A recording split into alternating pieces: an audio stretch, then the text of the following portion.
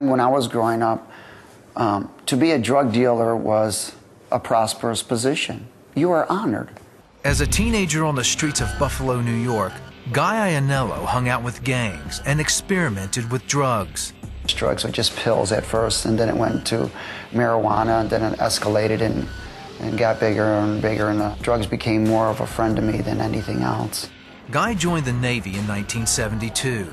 Instead of straightening up, he fell even deeper into the world of drugs. At that period of time, I got into drugs very heavily, especially in the military.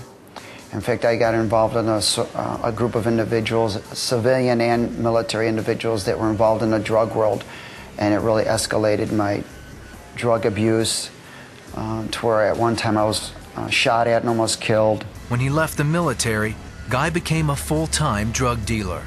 But he was arrested in the biggest cocaine bust Western New York had ever seen. So at the age of around 20, 21, I was sentenced to prison for life. After serving only a year and a half of his life sentence, Guy was paroled. He married an old acquaintance, Kate. He started a limo service and several other businesses, most of which he used to traffic drugs. Guy made a lot of money, but there was a price. It was always the fear, always having to turn around, always having to look behind you, to know, always being concerned whether phones were tapped, always wondering if you were going to get shot and killed during a drug deal.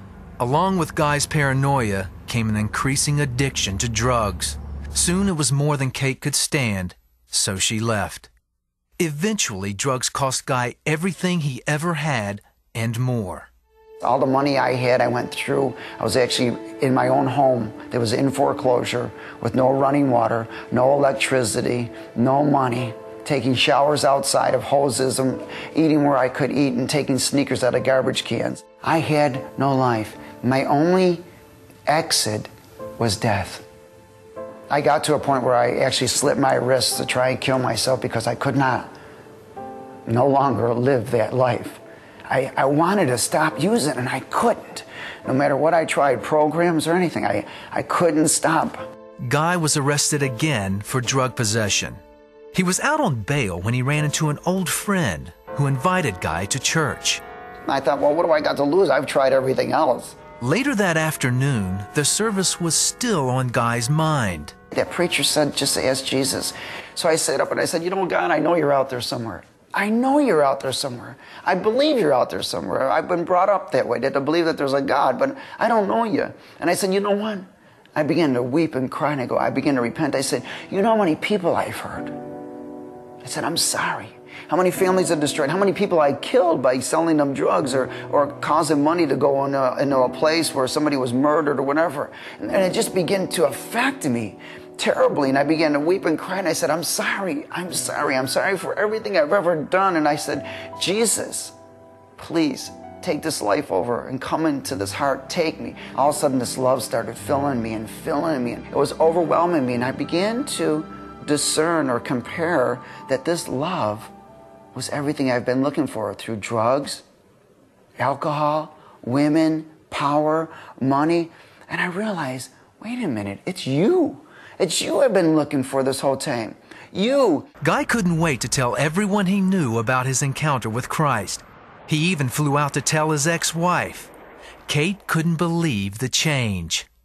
I saw the same person in human form, but he was entirely different in every other way. He was just so alive. I saw what born again really meant. The change Kate saw in Guy prompted her to make her own decision to accept Christ.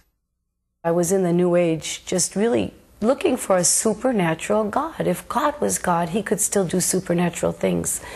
And I didn't find him in the supernatural through the New Age, but when I saw Guy changed totally, I knew that anything that could change that man was the God that I was looking for. While Guy was a changed man, his past was still on trial. When he went back to court, they ignored my life sentence. And here I had a mandatory minimum 4 years to do. I walked out of the courtroom with probation and no longer went to prison.